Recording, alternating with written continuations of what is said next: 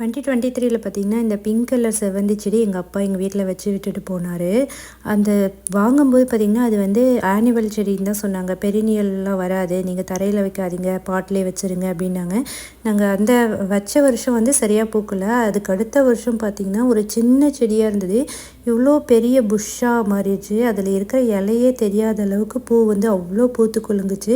கிட்டத்தட்ட 500, 600 பூ கூட இருந்திருக்கும்.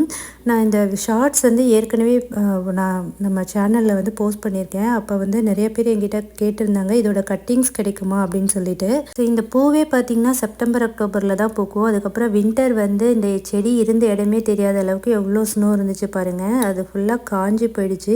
திருப்பி அந்த தண்டெல்லாம் கட் பண்ணி விட்டதுக்கப்புறம் இந்த வருஷம் இப்போ தான் வந்து துளிர்க்க ஆரம்பிக்குது.